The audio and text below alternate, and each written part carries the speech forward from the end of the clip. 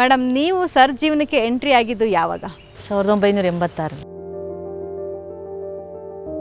ನಿಮ್ಮ ಮನೆಗೆ ನೋಡೋಕೆ ಬಂದಿದ್ರಾ ಹೊಸ ಸಂಬಂಧನ? ಹಾಂ, ಅಂದರೆ ಅವಾಗ ಶಾಸ್ತ್ರೋತ್ಸವ ನೋಡೋಕೆ ಬಂದರು. ಓಕೆ. ನಮ್ಮ ಭಾವರೆಲ್ಲ ಬಂದರು, ಮಾತುಕತೆ ಮುಗಿಸ್ಕೊಂಡ್ರು.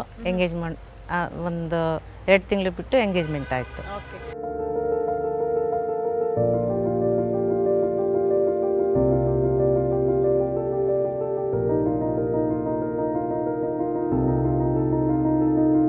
ಸೊ ಮೇಡಮ್ನ ನೋಡೋಕ್ಕೂ ಮುಂಚೆ ನೀವು ಎಷ್ಟು ಜನ ಹುಡುಗಿರು ನೋಡಿದ್ರಿ ಸರ್? ಮದುವೆ ಯಾರು ನೋಡಿರಲಿಲ್ಲ. ಮೊದಲನೇ ಹುಡುಗಿನೇ ಮೇಡಮ್. ಸೊ ಫಸ್ಟೇ ಮನೆಯವ್ರು ಹೋಗಿ ನೋಡ್ಕೊ ಬಂದಿರಾ ಅಥವಾ ನೀವೇ ನೋಡೋಕೆ ಹೋಗಿದ್ರಾ? ಫಸ್ಟ್ ನಾನು ಹೋಗಿ ನೋಡಿದೆ, ಹಾಂ. ಆಮೇಲೆ ನಮ್ಮ ಹಿರಿಯರೆಲ್ಲ ಹೋಗಿ ನೋಡಿ ನಿಶ್ಚಿತಾರ್ಥ ಮಾಡಿದ್ರು. ಓಕೆ. ಮೇಡಮ್ ನೋಡಿದ ತಕ್ಷಣ ಇಷ್ಟ ಆಯ್ತಾ ನಿಮಗೆ? ಓಕೆ. ಮೇಡಮ್ ಏನು ತಿಂಡಿ ಮಾಡಿಕೊಟ್ಟಿದ್ರು ನೋಡೋಕೆ ಹೋದಾಗ, ನೆನಪಿದೆಯಾ? ತಿಂಡಿ ಇಲ್ಲ, ಕಾಫಿ ಕೊಟ್ಟಿದ್ರಾ? ಓಕೆ. ಮೇಡಮ್, ನೀವು ನೆನ್ಪು ಮಾಡ್ಕೊಳ್ಳೋದಾದ್ರೆ ಸರ್ ನೋಡೋಕೆ ಬಂದಿದ್ದ ದಿವಸನ ಅವತ್ತಿನ ದಿವಸ ಅವರು ರಾಜಕಾರಣದಲ್ಲಿದ್ದರಾ? ಇಲ್ಲ, ನಾನು ಕಾಂಟ್ರಾಕ್ಟ್ ಮಾಡ್ತಿದ್ರೆ. ಮನೆಯಲ್ಲಿ ಏನು ಹೇಳಿದ್ರು? ಯಾರು ಬರ್ತಾರೆ ಅಂತ ಹೇಳಿದ್ರು? ನಿಮ್ಗೆ ಎಷ್ಟು ಕುತೂಹಲ ಇತ್ತು? ನಾವೇನು ಮಾಮೂಲಾಗಿದ್ವಿ. ಇವ್ರು ಯಾರ ಜೊತೆನೇ ಬಂದಿದ್ರು, ನೋಡ್ಕೊಂಡು ಹೋಗಿದ್ರು. ಇವ್ರು ಬಂದಿದ್ದೇ ಗೊತ್ತಿಲ್ಲ ನನಗೆ. ನೆನಪಿಲ್ಲ ನಿಮಗೆ? ಅಲ್ಲ, ಇವರು ಅಂತ ಗೊತ್ತಿಲ್ಲ. ನೋಡ್ಕೊಂಡು ಹೋಗಿ ಆದಮೇಲೆ ಹೇಳಿದ್ರು ಅಷ್ಟೇ. ನಾನು ಇವ್ರನ್ನ ಎಂಗೇಜ್ಮೆಂಟ್ ದಿವಸನೇ ನೋಡಿದ್ದು. ಸೊ ಮದುವೆ ಎಲ್ಲ ಎಲ್ಲಾಯಿತು ಮೇಡಮ್? ನಮ್ಮೂರಲ್ಲೇ, ನಮ್ಮ ತವ್ರ ಮನೆಯಲ್ಲೇ. ಮನೆ ಮುಂದೆನೇ ಮದುವೆ? ಮುಂದೆನೇ. ರಾಜಕೀಯಕ್ಕೆ ಎಂಟ್ರಿ ಆಗ್ತಾ ಇದ್ದೀನಿ, ನನಗೆ ಸೋಲಾಗುತ್ತೋ ಗೆಲುವಾಗುತ್ತೋ, ನಾವು ಮೇಲ್ ಬರ್ತೀವೋ ಕೆಳಗಡೆ ಹೋಗ್ತೀವೋ, ಕಡಲೆಪುರಿ ತಿಂದು ನೀರು ಕುಡಿದು ಮಲಗುವಂಥ ಟೈಮು ಮಲಗಬೇಕಾದ್ರೂ ಮಲಗಬೇಕು ನೀನು ಅಂತ ಹೇಳಿದ್ರು ನನಗೆ. ನೀನು ಕಡಲೆಪುರಿ ತಿಂದು ನೀರು ಕುಡಿದು ಮಲಗಕ್ಕೂ ರೆಡಿ ಇರಬೇಕು.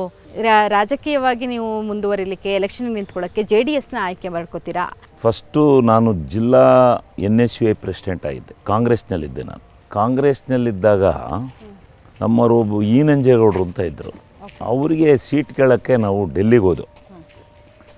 ಡೆಲ್ಲಿನಲ್ಲಿ ಅವ್ರಿಗೆ ಸೀಟ್ ಸಿಗಲಿಲ್ಲ. ಆರನಹಳ್ಳಿ ರಾಮಸ್ವಾಮಿ ಅವ್ರಿಗೆ ಸಿಕ್ತು. ಆವಾಗ ನಾವು ಅಲ್ಲಿಂದ ಬಿಟ್ಟು ಹೋಗಿ JDS ಸೇರ್ಕೊಂಡು JDSಗೆ ಹೋದೆವು. ನಾವು JDSಗೆ ಹೋದ್ಮೇಲೆ ಅಲ್ಲಿ ದೇವೇಗೌಡರ ಇದು ಬೆಳೀತು. ಅಲ್ಲಿಂದ ನಾವು ದೇವೇಗೌಡರ ಜೊತೆಯಲ್ಲೇ ಬಂದು ಅಲ್ಲಿಂದ ಜಿಲ್ಲಾ ಪಂಚಾಯತಿ 2000ರಲ್ಲಿ ಜಿಲ್ಲಾ ಪಂಚಾಯತಿ ಸೀಟ್ ಕೊಟ್ಟರು. ಅದಾದಮೇಲೆ 2004ರಲ್ಲಿ MLA ಟಿಕೆಟ್ ಸಿಕ್ತು. ಅದರಲ್ಲಿ 14 ಕೊಟ್ಟು ಸೋತು. ಅದಾದಮೇಲೆ 2008ರಲ್ಲಿ ಮತ್ತೆ ಕ್ಷೇತ್ರ ಹೋಯ್ತು, ಗಣಸಿ ಕ್ಷೇತ್ರ ಹೋಗಿ ಭಾಗ ಆಗಿ ಅರಸೀಕೆರೆಗೆ ಒಂದು ಭಾಗ ಸೇರ್ಕಿತ್ತು, ಒಂದು ಹೋಬಳಿ. ಆವಾಗ ನಾನು ಇಲ್ಲಿಗೆ ಬಂದು ನಿಂತೆ. ಇಲ್ಲಿಂದ ಈಗ 4 ಸಾರಿ ಕಂಟಿನ್ಯೂಸ್ ಆಗಿ ಗೆಲ್ತಾನೂ ಇದ್ದೀರಾ. ಜೊತೆಗೆ ನಿಮ್ಮ ಓಟಿನ ಅಂತರ ಇದೆಯಲ್ಲ, ಅಂದರೆ ನಿಮ್ಮ ಓಟಿನ ಪರ್ಸೆಂಟೇಜ್ ಕೂಡ ಜಾಸ್ತಿ ಆಗ್ತಾ ಇದೆ. ಸೊ ಜನರ ಒಂದು ವಿಶ್ವಾಸ ಕೂಡ ಜಾಸ್ತಿ ಆಗ್ತಾ ಇದೆ ಅಂತ. ನಾವು ಮಾಡಿರ್ತಕ್ಕಂಥ ಕಾರ್ಯಕ್ರಮಗಳು ಜನರ ಪ್ರೀತಿ ವಿಶ್ವಾಸ. ನಾನು ಸ್ವಲ್ಪ ಹೊರಟಾಗೆ ಮಾತಾಡ್ತೀನಿ, ಹೊರಟಾಗೆ ಅವರು ನನಗೆ ಹಂಗೆ ಹೊಂದ್ಕೊಂಡಿದ್ದಾರೆ.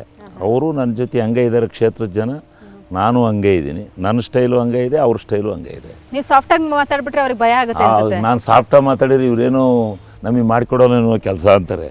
ಸ್ವಲ್ಪ ಜೋರಾಗಿ ಹೇಳಿ ಕಳಿಸಿದ್ರೆ ಅವ್ರು ನಂಬೋದು. ಅದರಿಂದ ನಾನು ಒಂಥರ ಬಾಂಧವ್ಯ ಚೆನ್ನಾಗಿದೆ ಬಿಡಿ, ಅದು ಯಾರೂ ಇಟ್ಕೊಳಕ್ಕಾಗಲ್ಲ. ನನ್ನ ಮನೆಗೆ ದಿವಸ ಒಂದು 500-1000 ಜನ ಬರ್ತಾರೆ ನಮ್ಮ ಆಫೀಸ್ಗೆ. ನಮ್ಮ ಅವರ ಬಾಂಧವ್ಯ ಅಷ್ಟೇ ಇದೆ. ಸೊ ಇಷ್ಟು ವರ್ಷಗಳಿಂದಲೂ ಕೂಡ ನೀವು ರಾಜಕೀಯವಾಗಿ ಇದ್ದೀರಾ. ಸೊ ಮಂತ್ರಿ ಆಗಬೇಕು ಅನ್ನೋ ಹಂಬಲ ನನಗೆ, ನಾನು ಈ ಸಾರಿ ಕಾಂಗ್ರೆಸ್ ಸೇರಬೇಕಾದ್ರೆ ನನಗೆ DK ಶಿವಕುಮಾರ್ ಅವರು ಮತ್ತು ಸಿದ್ದರಾಮಣ್ಣರು ಮತ್ತು ಸುರ್ಜೇವಾಲ ಅವರು 3 ಜನನೂ ನನಗೆ ಪಾರ್ಟಿಗೆ ಸೇರಿಸ್ಕೋಬೇಕಾದ್ರೆ ನಿಮ್ಮನ್ನು ಮಾಡ್ತೀವಿ ಅಂತೇಳಿ ಭರವಸೆ ಕೊಟ್ಟಿದ್ದರು. ಮೊದಲನೇ ಐಟಮಲ್ಲಿ ಆಗಿಲ್ಲ, 2ನೇ ಐಟಮಲ್ಲಿ ಮಾಡ್ತೀವಿ ಅಂತ ಹೇಳಿದ್ದಾರೆ. ಇಷ್ಟು ಇಂಟ್ರೆಸ್ಟ್ ಯಾಕೆ ಸರ್ ತೋಟ ಮಾಡಬೇಕು, ಜಮೀನು ಮಾಡಬೇಕು? ಇಲ್ಲ,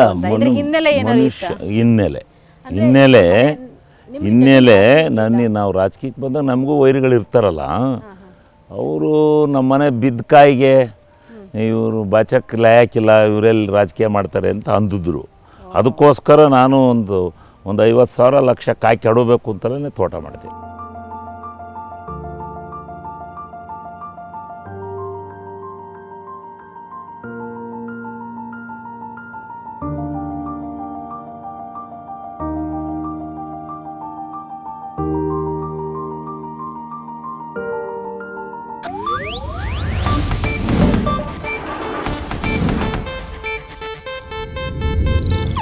ಇದು ಏಷ್ಯಾನೆಟ್ ನ್ಯೂಸ್ ನೆಟ್ವರ್ಕ್ ಪ್ರಸ್ತುತಿ.